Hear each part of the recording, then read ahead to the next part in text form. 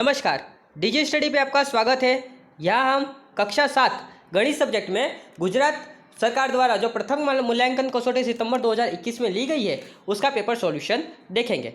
तो हमारा पहला प्रश्न इस प्रकार से है कि सूचना अनुसार गणना कीजिए। तो देखिए यहाँ पर एक गणना करना है, हमें कुछ 3 सवाल दिए गए हैं जिसमें से जो पहला सवाल है इसका सॉल्यूशन हम आगे देखेंगे। आप खाली सवाल देख लीजिए, उसके बाद हम इसका सॉल्यूशन आगे देखते हैं। उसी प्रकार से हमारा जो दूसरा सवाल है उसको देखते हैं। तो देखिए इसमें हमारा दूसरा सवाल कुछ इस प्रकार से दिया गया है कि दो पूर्णांक संख्याएं x और y की ऐसी जोड़ इस तरह लिखिए कि जिससे x भागे y बराबर 7 हो। तो मतलब हमें क्या करना है कि x और y का भाग 7 हो, इस प्रकार से हमें इसकी जोड़ बनानी है। तो देखिए कैसा होगा, तो देखिए जैसे कि हम एक जोड़ बनाते हैं 2 और 14 की, तो देखिए 2 और -14 की हम जोड़ बनाते हैं। तो देखिए जो ये -14 है वो 2 से भाग करने पर हमें -7 मिलेगा। उसी प्रकार से जो x की ऐसी जोड़ बनानी है जो y से भाग करेंगे तो हमें क्या मिले, -7 मिले। उसी प्रकार से आप दूसरा जोड़ देखना चाहे तो 3 और 21 का भी ऐसा जोड़ हो सकता है। देखिए 3 को हम भाग करेंगे तो -7 आएगा। उसी प्रकार से 4 को 28 से भाग करेंगे तभी क्या आएगा, -7 आएगा। उसी प्रकार से हमारा अगला सवाल है कि 27 का भाग -9 से कीजिए। तो देखिए 27 का भाग जब हम -9 से करते हैं तो क्या होता है, तो देखिए प्लस माइनस होता है माइनस, तो इसलिए जो भी जवाब आएगा वो हमारा आएगा माइनस के अंदर में आएगा। और 27 का हम भाग कर रहे हैं तो 9 तिया होता है 27, मतलब कि हमारा जवाब आएगा -3।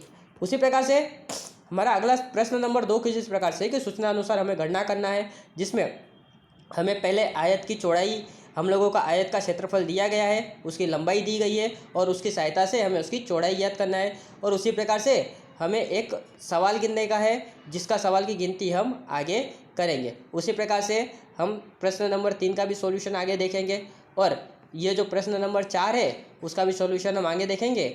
यदि आप हमारे वीडियो आप पॉज करके जो ये सवाल है वो देख सकते हैं। उसी प्रकार से हम 5वां सवाल देखते हैं यहाँ पर। तो देखिए 5वां सवाल क्या दिया गया है कि यहाँ पर हमें एक आलेख दे दिया गया है और इस आलेख का अध्ययन करके हमें प्रश्नों के उत्तर देने हैं। तो पहला सवाल हमारा कुछ इस प्रकार से है कि आलेख में कौन सी माहिती दी गई है, तो कौन सी जानकारी दी गई है। तो देखिए मित्रों यहाँ पर आलेख में देखिए, यहाँ पर आलेख में जुलाई 2021 के एकम कसौटी में कक्षा 7 के विद्यार्थियों का गुजराती और गणित में जो प्राप्तांक हुए हैं उसका हमें अंक दिया गया है, जिसमें गुजराती का जो अंक है वो डार्क में है और जो गणित का अंक है वो आपका लाइट में है, मतलब कि बिना कलर वाला वाइट कलर में दिया गया है। तो यह जो आलेख है हमें कक्षा 7 के गणित और गुजराती के मार्क्स की जानकारी दे रहा है। उसी प्रकार से अगला सवाल इस प्रकार से दिया है कि संजू ने गुजराती और गणित में कितने अंक प्राप्त किए हैं, तो वो देखते हैं। तो देखिए अब आप यहाँ पर संजू के अंक देखिए, तो देखिए संजू यहाँ पर गणित में कितने अंक प्राप्त कर रही है और गुजराती में कितने अंक प्राप्त कर रहे हैं। तो देखिए जो डार्क वाला है वो गुजराती है और जो सफ़ेद है वो है आपका गणित। तो देखिए गुजराती में संजू अंक प्राप्त कर रही है 24 और उसी प्रकार से जो गणित है उसमें वो अंक प्राप्त कर रही है 25। तो इस प्रकार से जो संजू है उसका गुजराती में अंक है 24 और गणित में अंक है 25। उसी प्रकार से ऐसा कहा है कि कौन से विद्यार्थियों ने गणित के बदले गुजराती में अंक प्राप्त किए। तो देखिए गुजराती में कम अंक प्राप्त किए हो, मतलब कि गणित में अधिक अंक प्राप्त किए हो। तो देखिए किसके किसके गणित में अधिक अंक है सबसे पहले वो देखते हैं। तो देखिए पहला तो है समीर, देखिए समीर के भी अधिक अंक है गणित में। उसी प्रकार से जो संजू है संजू के भी अधिक अंक है। उसी प्रकार से जो सलमा है उसके भी गणित में अधिक अंक है, मतलब कि 3 विद्यार्थी ऐसे हैं जिसके गणित में अधिक अंक दिए गए हैं। उसी प्रकार से हमें देखना है कि कौन से विद्यार्थियों ने गुजराती और गणित में समान अंक प्राप्त किए हैं। तो देखिए यहाँ पर गुजराती और गणित दोनों में समान अंक प्राप्त करने वाला खाली एक ही विद्यार्थी है जिसका नाम है प्राची। उसी प्रकार से अगला देखते हैं, तो 5 विद्यार्थियों में से कौन से विद्यार्थी को विषय शिक्षक पर अधिक ध्यान देने की जरूरत है। तो देखिए यहाँ पर सबसे कम मार्क्स जिसके होंगे उसी पे हमें सबसे ज़्यादा ध्यान देने की जरूरत होगी। तो देखिए यहाँ पे सबसे कम अंक किसने प्राप्त किए, तो सबसे कम हम देखेंगे तो आप देखेंगे कि गणित और गुजराती दोनों में सबसे कम अंक प्राप्त किए हैं प्राची ने। तो मतलब कि शिक्षक को सबसे अधिक ध्यान देने का जरूरत किसके ऊपर है, प्राची के ऊपर है। उसी प्रकार से हम अब आगे के प्रश्नों का सॉल्यूशन देखते हैं। तो देखिए जो हमारा जो पहला प्रश्न नंबर 1 का पहला जो सवाल था उसका हम देखते हैं। तो देखिए हम लोगों को कहाँ दिया था कि जमीन के तल से 8 मीटर ऊंचाई पर लिफ्ट है, ऐसा उसने कहा था। और जमीन के तल तक मतलब कि 42 किलो जमीन के सतह से 42 मीटर तक हमें अंदर तक जाना है। तो हमें कितनी दूरी, मतलब कि 5 मीटर दूरी तय करने में 1 मिनट लग रहा था, तो हमें कितना मिनट लगेगा दूरी तय करने में। तो सबसे पहले हम क्या करेंगे, देखिए हम देखेंगे कि लिफ्ट द्वारा कितनी दूरी काटी गई। तो देखिए लिफ्ट कितनी दूरी काट रही है, तो देखो ज़मीन के ऊपर से ज़मीन की सतह तक का 8 मीटर दूरी काट रही है और ज़मीन की सतह से अंदर तक में 42 मीटर दूरी काटनी है। मतलब कि टोटल 8 और 42 का जोड़ करेंगे तो हमें कुल दूरी मिल जाएगी।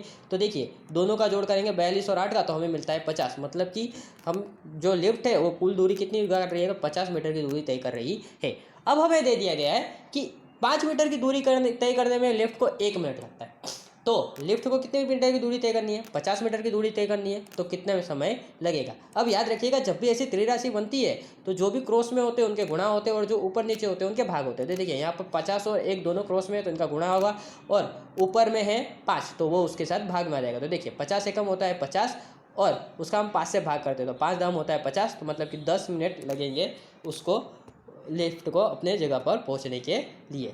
उसी प्रकार से हमारा अगला सवाल है प्रश्न नंबर 2। तो देखिए इसने कहा है कि आयत का क्षेत्रफल हमें दे दिया गया है और उसकी लंबाई दे दी गई है।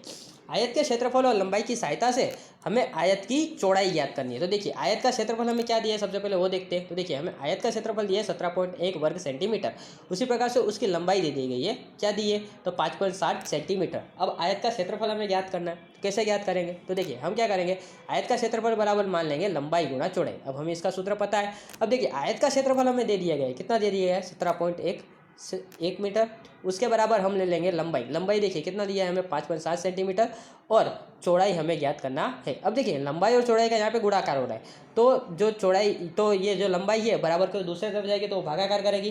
तो देखिए तो वो बराबर के दूसरे तरफ जाती है तो क्या करेगी, 17.1 के साथ भागाकार करेगी, मतलब 17.1 भागे 5.7 आ जाएगा।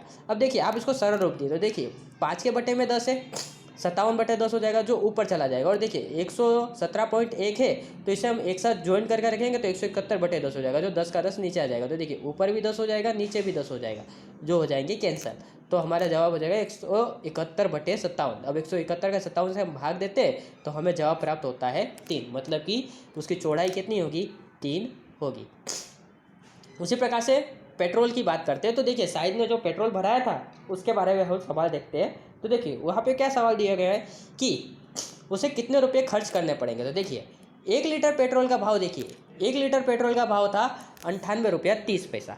तो शाहिद जो है वो 10 लीटर पेट्रोल भराता है। तो देखिए 10 लीटर पेट्रोल भराने की वजह से उसको कितना रुपया पे करना पड़ेगा। तो देखिए यहाँ पर त्रिराशि बन रहा है, तो त्रिराशि में याद रखिएगा जो अंक एक दूसरे के क्रॉस में होते हैं उनका गुणा होता है और जो अंक एक दूसरे के ऊपर नीचे होते हैं उसका भाग होता है।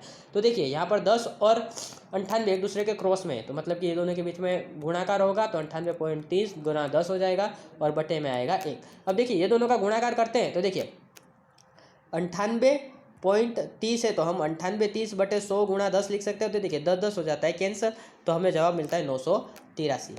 उसी प्रकार से हमें अगला सवाल है प्रश्न नंबर 3, जिसमें कुछ समीकरण दिए हैं, उसका हमें सॉल्यूशन करना है। तो देखिए इसका सॉल्यूशन हम किस प्रकार से करेंगे तो वो देखते हैं हम। तो पहला आप देखते हैं कि प्रश्न नंबर 3, तो एक हमें दे दिया है कि y-4 बराबर 7 दिया है, तो हमें y की कीमत ज्ञात करनी है। देखिए अब जो y-4 है वो 7 दिया है, तो देखिए जो 4 है ये बराबर के इस तरफ में माइनस है। अब याद रखिएगा कि जो भी पदार्थ बराबर के इस तरफ माइनस होता है वो बराबर के दूसरे तरफ जाता है तो प्लस हो जाता है। तो देखिए तो y बराबर हो जाएगा 7 + 4। अब 7 + 4 कितना होता है, 11। तो मतलब कि ये समीकरण का सॉल्यूशन हो गया। उसी प्रकार से दूसरा समीकरण हमें दिया x - 5 = 0। तो देखिए इसका सॉल्यूशन हम किस प्रकार से करेंगे, तो देखिए जो यहाँ पे 5 है ये माइनस है, बराबर के दूसरे तरफ जाएगा तो हो जाएगा प्लस, मतलब कि x बराबर हमें मिल जाएगा 5। उसी प्रकार से हमें तीसरा समीकरण दिया गया है कि 3 × n-2 बराबर 48 दिया गया है। अब इसका हमें सॉल्यूशन करना है, तो देखिए कैसे करेंगे। तो देखिए n-2 के साथ जो 3 है वो गुणाकार कर रहा है, तो याद रखिएगा कि जो भी बराबर के इस तरफ गुणा करता है दूसरी तरफ जाता है तो भाग करता है।